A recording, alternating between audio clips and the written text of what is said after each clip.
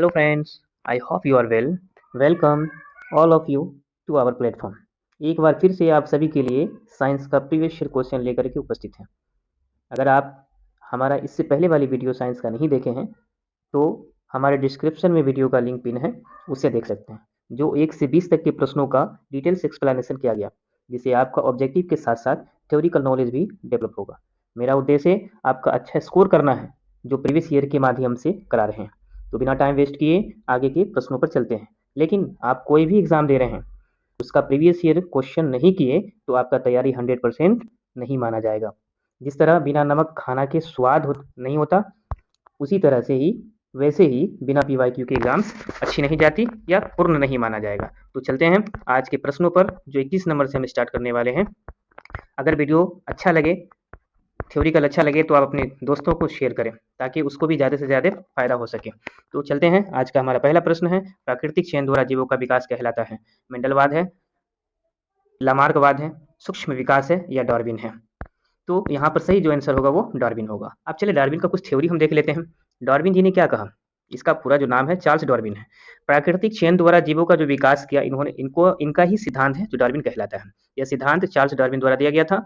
इसके अनुसार, किसके अनुसार? चार्ल्स डार्विन के अनुसार, जो जीव अपने पर्यावरण के लिए बेहतर रूप से अनुकूल, उनके जीवित रहने और अधिक संतान पैदा करने की संभावनाएं अधिक रहती हैं। यहाँ पर हम कुछ थ्योरिकल जो पॉइंट होंगे वो हम बोलते जाएंगे, क्योंकि हमें इस पर ज़्यादा लिखने में नहीं हो पाएगा। इसलिए जो थ्योरिकल बोलेंगे तो आपको थ्योरिकल प्रैक्टिकल नॉलेज हो जाएगा, जो ऑब्जेक्टिव और सब्जेक्टिव दोनों के लिए बेस्ट होगा। तो अगला प्रश्न हमारा है, जैव आवर्धन प्रदर्शित करने वाला रसायन है? तो यहाँ पर पहला है, क्या CFC है, क्या ADP है, या ATP है, या DDT है? तो यहाँ पर क्लोरोफ्लोरोकार्बन है, उसके बाद ये है, उसके बाद ATP है। तो हमारा सही आंसर हो जाएगा आपका DDT हो जाएगा। DDT को बोलते हैं डाइक्लोरो डाइफेनिल ट्राइक्लोरोइथेन। फिर से सुनेंगे, DDT का जो फुल फॉर्म होता है, DDT का कभी कभी फुल फॉर्म भी पूछ दिया जाता है, डाइक्लोरो डाइफेनिल ट्राइक्लोरोइथेन। यह एक सिंथेटिक्स ऑर्गेनोक्लोरीन्स रसायन है, जिसे मूल रूप से कीटनाशक के रूप में विकसित किया गया, जो पर्यावरण में आसानी से डिकम्पोज नहीं होता है और वसा में घुलनशील होता है। तो उम्मीद करते हैं कि अच्छा लगा हो। अगला प्रश्न हमारा है, प्राथमिक उपभोक्ता कहलाते हैं? अगर आप चाहते हैं कि इसी तरह से प्रत्येक क्वेश्चन का डिटेल्स एक्सप्लेनेशन करें, तो वीडियो की कमेंट सेक्शन में आप हाँ लिखें या फिर अच्छे टैग लिखें, ताकि मुझे लगे कि हाँ आप समझ रहे हैं और ऐसा ही चाहते हैं। तो अगला प्रश्न हमारा आता है, इसमें प्राथमिक उपभोक्ता कहलाता है? उपभोक्ताओं में 3 तरह के उपभोक्ता है, शाकाहारी है, मांसाहारी है और सर्वाहारी है। अब यहाँ पर देखेंगे कि शाकाहारी ही पूछा गया है। तो शाकाहारी वह होते हैं जो सीधे पौधे पर आश्रित होते हैं, यानी कि पौधे को ही खाते हैं। जैसे कहेंगे गाय है, बकरी है, हिरन है, खरगोश है। दूसरा होता है, यहाँ पर दे रखा मांसाहारी, जो जानवरों के मांस को खाते हैं, शेर है, बाघ है, भेड़िया है, शार्क है, ये मांसाहारी कहलाएंगे। सर्वाहारी हो गया, सर्वाहारी जो जानवरों को भी खाते हैं और पौधों को भी खाते हैं, तो वो सर्वाहारी कहलाएंगे, जैसे कि मनुष्य, हम, कौवा, कुत्ता और भालू। तो उम्मीद करते हैं ये प्रश्न भी अच्छा लगा हो। अगला प्रश्न हमारा है 24 में, CFC का उपयोग होता है? CFC का उपयोग कहाँ होता है? जेट इंजनों में, एयर कंडीशनरों में, रेफ्रिजरेटरों में, इनमें से सभी। इन तीनों जगह पर उपयोग किया जाता है, CFC का उपयोग किया जाता है। अब CFC क्या है? CFC का अगर हम बात करें तो CFC का जो फुल फॉर्म होता है, क्लोरोफ्लोरोकार्बन बोलते हैं उसको। ये मुख्य रूप से रेफ्रिजरेटर, जो ऊपर लिखा हुआ यहाँ, रेफ्रिजरेटर में उपयोग होता है, और एयर कंडीशनरों में उपयोग होता है, एयर कंडीशनरों में और जेट में, तीनों जगह इसका उपयोग किया जाता है। लेकिन ये नुकसान है, ओजोन परत को नुकसान पहुंचाता है, जिस कारण बहुत सारे देशों ने इसके ऊपर बैन कर दिया या समाप्त कर दिया। इसका उपयोग बहुत कम करना चाहिए, जो पर्यावरण को नुकसान पहुंचाता है, ओजोन परत को नुकसान पहुंचाता है। तो अगला प्रश्न है, इसका सही आंसर हो जाएगा आपका डी। अगला प्रश्न हमारा है, लेंस की फोकस दूरी f एवं क्षमता p हो तो क्या ये होगा, क्या ये होगा, क्या ये होगा, क्या ये होगा? तो आपको फॉर्मूला याद होना चाहिए, जो पावर होता है लेंस की, वो क्या होता है, p बराबर 1/f होता है। आप देखेंगे कौन सा ये बनाएगा, इनवर्स प्रोपोर्शनल होता है, कौन, f के, फोकस दूरी के जो पावर होता है इनवर्स प्रोपोर्शनल होता है। तो यहाँ पर अगर हम यहाँ देखेंगे तो p हो जाएगा, अब बराबर क्या हो जाएगा, 1 तो है ही, और ये f चला जाएगा इसके नीचे में, तो 1/f हो जाएगा। इसका सही आंसर क्या हो जाएगा आपका, b हो जाएगा। या तो इस तरह से डायरेक्ट पूछेगा या फिर ऐसे पूछेगा। तो लेंस की जो क्षमता होता है, फोकस दूरी के बीच का संबंध क्या होता है, व्युत्क्रम होता है। जो यहाँ पर इसका अगर पूछेगा, लेंस का जो SI मात्रक होता है, इकाई क्या होता है मापने की, तो वो होता है डायोप्टर। उसको क्या बोलते हैं, डायोप्टर। डायोप्टर, इसको क्या बोलते हैं, डायोप्टर।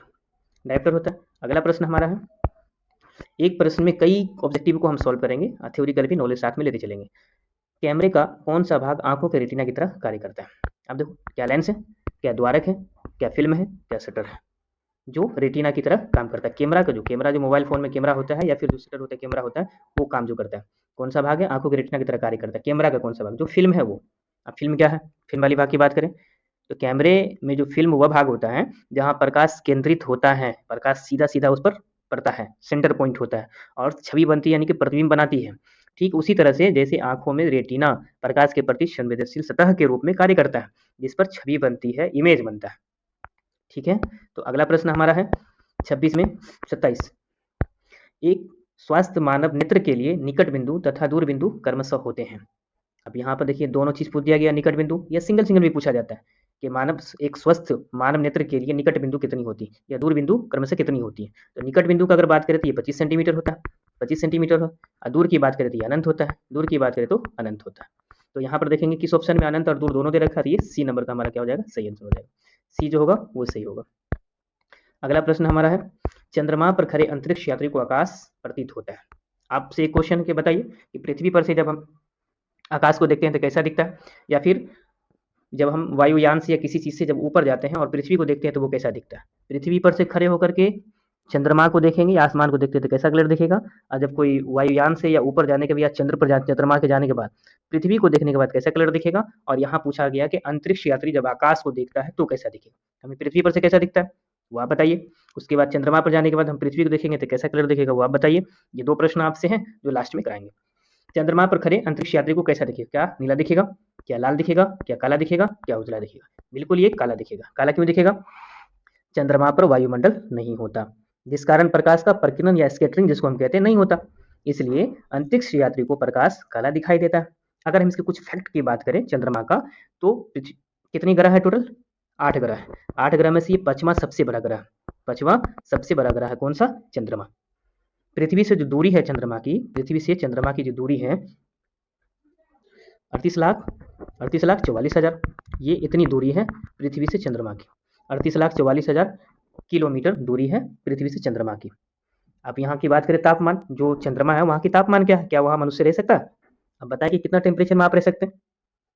तो जाहिर सी बात है 40 से 50 डिग्री टेम्परेचर को आप सहन कर पाते हो, जो टेम्परेचर है गर्मी है उसको, और मिनिमम जो से 0 डिग्री को टच कर पाते हैं, या -10, -20, -30 यहाँ तक जा सकते हैं। लेकिन वहाँ क्या है, अगर टेम्परेचर की बात करें तो वहाँ जो दिन में टेम्परेचर होता है वो कितना होता है, 127 डिग्री सेल्सियस टेम्परेचर होता है वहाँ, दिन की बात कर रहे हैं। उसके बाद रात की अगर वहाँ बात करें तो रात की जो टेम्परेचर होता है -173 डिग्री सेल्सियस होता है। अब बताइए इतना टेम्परेचर में कैसे आप रह सकते हैं। यहाँ 0 डिग्री पर बर्फ जम जाता है, 100 डिग्री जाने के बाद पानी खोलने लगता है, आप कैसे रह सकते हैं।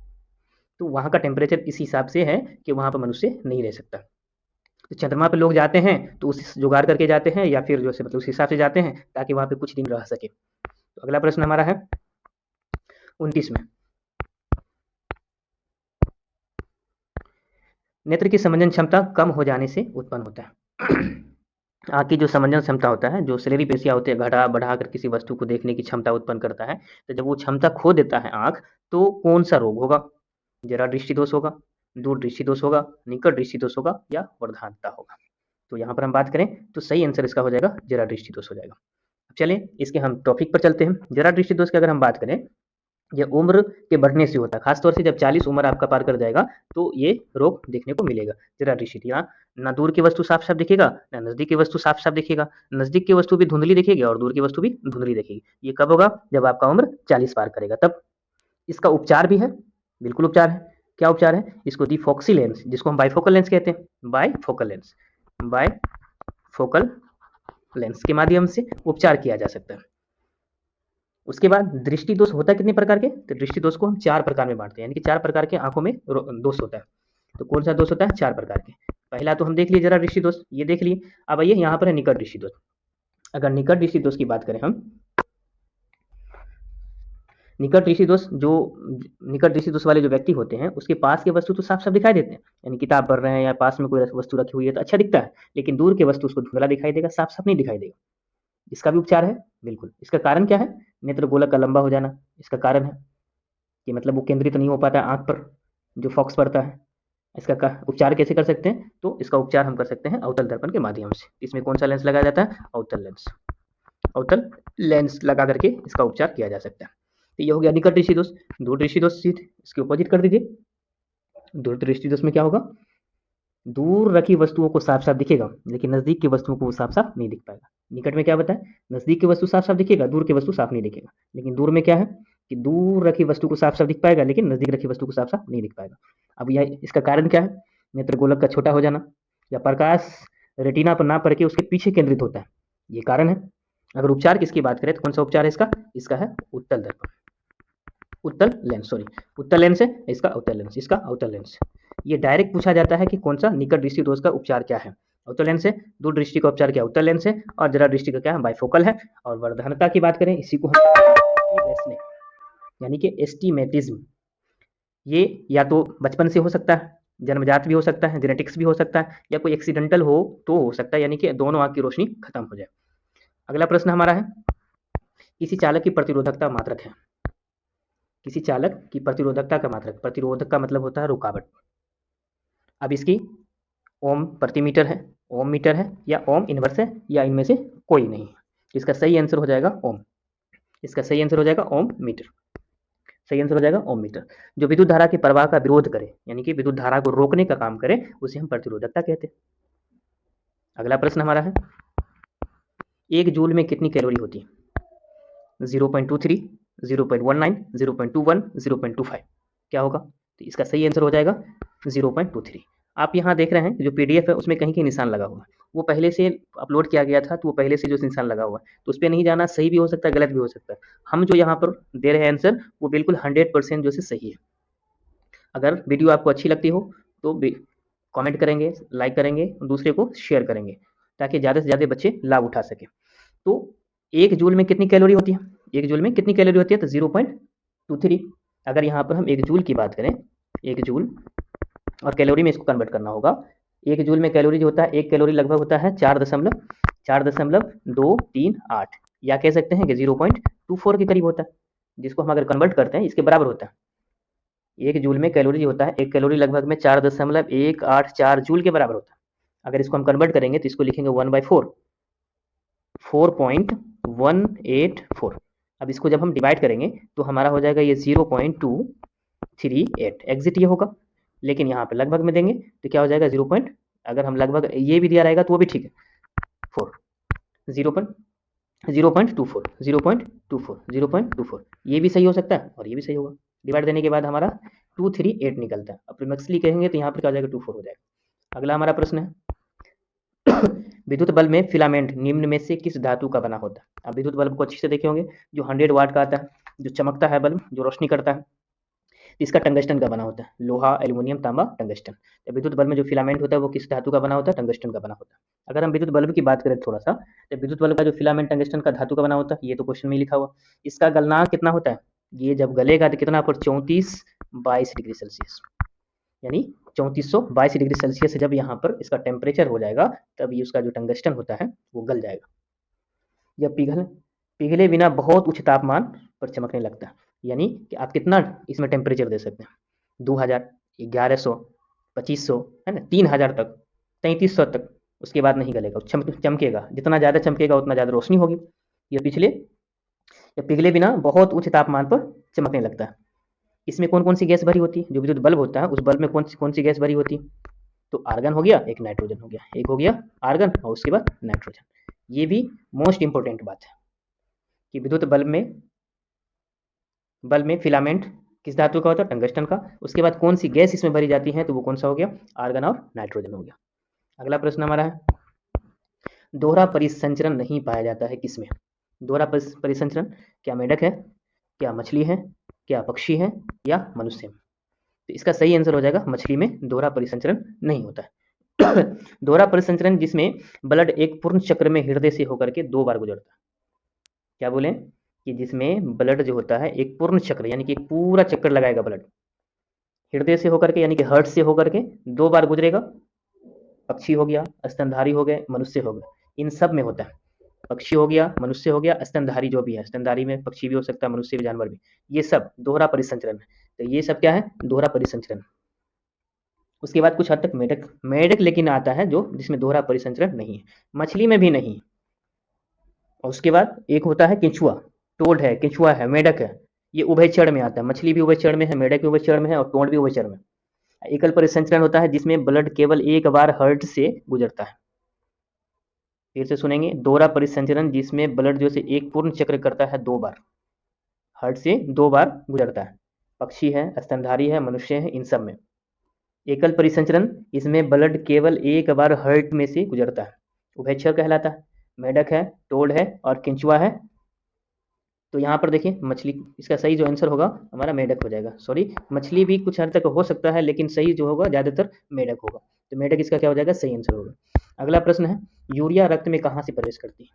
यूरिया रक्त में कहाँ से प्रवेश करती है? फेफड़ा से, वृक्क से, यकृत से या इनमें से कोई नहीं? क्या हो जाएगा इसका? तो इसका सही आंसर हो जाएगा आपका यकृत, लीवर।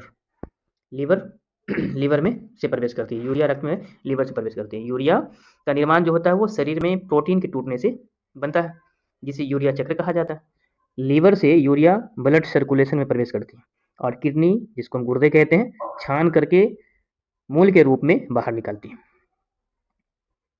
जो लीवर है, लीवर से यूरिया ब्लड सर्कुलेशन करके प्रवेश करती है और किडनी या गुर्दे से छान कर मूत्र के माध्यम से बाहर निकालती है। अगला प्रश्न हमारा, तो इसका सही आंसर हो जाएगा यकृत से। अगला है, ग्लूकोज का पुनर्शोषण कहाँ होता है? ग्लूकोज का पुनर्वशोषण कहाँ होता है? क्या डीसीटी में होता है, क्या पीसीटी में होता है, या हेनले लूप में होता है, या इनमें से सभी है? तो इसका जो सही आंसर हो जाएगा पीसीटी। क्या हो जाएगा इसका सही आंसर? पीसीटी हो जाएगा। अगर पीसीटी का हम बात करें तो इसका जो पी, सी और टी, इसको बोलते हैं प्रोक्सिमल प्रोक्सिमल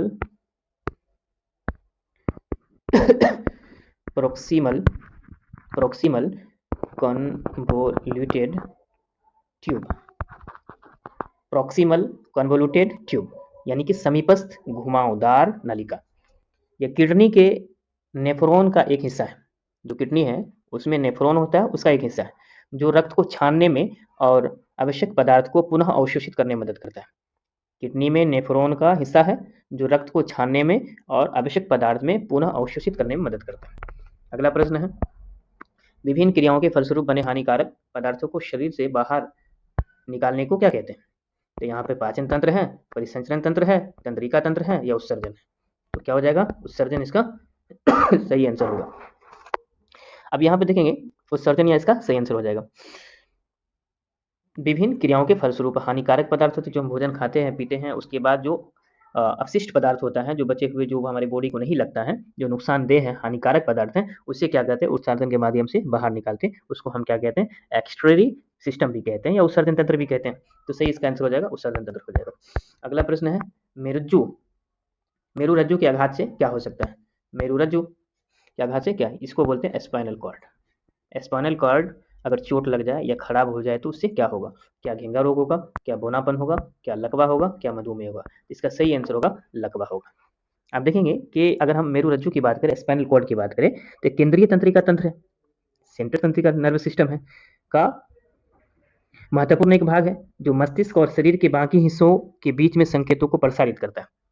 जो हमारा ब्रेन है उसके और जो शरीर के बाकी हिस्से हैं उसको क्या करते हैं? सूचना देने का, सूचना पहुंचाने या लेने का काम करता है। इसमें अगर चोट लगता है तो तंत्रिका संचार बाधित हो जाएगा। प्रभावित हिस्से में क्या हो जाएगा? लकवा होने की खतरा होता है। तो इसलिए क्या हो जाएगा इसका सही आंसर? लकवा होगा। अगला प्रश्न है, मनुष्य के शरीर की सबसे बड़ी ग्रंथि है? क्या एड्रिनल है, अंडाशय है, क्या अग्नाशय है या लीवर है? तो इसका सही आंसर हो जाएगा लीवर हो जाएगा। अगर लीवर की हम बात करें, विषहरण पाचन में सहायक ऊर्जा का भंडार है। किसकी बात करें? लीवर का। जो विषहरण है, जो विष वगैरह होता है, मतलब शरीर में भोजन वगैरह फैलाने वाला होता है, उसको क्या करता है? पाचन में सहायक करता है, ऊर्जा का भंडार है, प्रोटीन एंजाइम का उत्पादन करता है और इम्यूनिटी सिस्टम को बनाए रखता है। ये लीवर का काम होता है। अगला प्रश्न है, पादप हार्मोन कहलाते हैं? क्या फेरोमोन है, फाइटोहार्मोन है, या एंजाइम है, या इनमें से कोई नहीं? तो क्या हो जाएगा हमारा सही आंसर? क्या हो जाएगा हमारा सही आंसर? हो जाएगा इसका पादप हार्मोन फाइटो हार्मोन्स कहलाएगा। तो क्या कहलाएगा इसका सही आंसर? Phyto hormone. पादप हार्मोन कहलाते हैं फाइटो हार्मोन्स। जो फाइटो हार्मोन्स हैं ये पौधे के विकास, वृद्धि और पर्यावरण प्रतिक्रियाओं को नियमित करने वाले प्राकृतिक रसायन। पौधे के विकास में और पौधे की वृद्धि में, उसके अलावा पर्यावरण जो प्रतिक्रियाओं को नियमित करता है, वो क्या है, एक रसायन का काम करता है, उसको क्या बोलते हैं, फाइटो हार्मोन्स कहते हैं। तो सही आंसर हो जाएगा फाइटो हार्मोन्स। अगला प्रश्न है, पत्तियों द्वारा कायिक प्रबंधन का उदाहरण है। क्या प्याज है, गुलाब है, आलू है, ब्रायोफाइलम है? इनमें से चारों ऑप्शन में से क्या होगा? तो कायिक प्रबंधन का उदाहरण क्या है, ब्रायोफिल्म है। तो ब्रायोफिल्म किस में है, ये सही आंसर हो जाएगा। पत्तियों द्वारा कायिक प्रबंधन का एक उदाहरण है ब्रायोफिल्म। अगर यहाँ बात करें ब्रायोफिल्म का, कौन कौन आ जाएगा, आलू हो गया, आलू के तने वाला द्वारा भाग हो गया, प्याज बल्ब द्वारा कायिक प्रबंधन होता है, आलू तने द्वारा, प्याज बल्ब द्वारा कायिक प्रबंधन करते हैं। आज के लिए बस इतना ही, फिर मिलते हैं नेक्स्ट वीडियो में। 100% स्कोर देना हमारा लक्ष्य है। हमारे प्लेटफॉर्म से जुड़े, अपने दोस्तों को भी शेयर करें ताकि एग्जाम से पहले आपकी तैयारी हो जाए। सब्सक्राइब करके बेल आइकन दबा लें।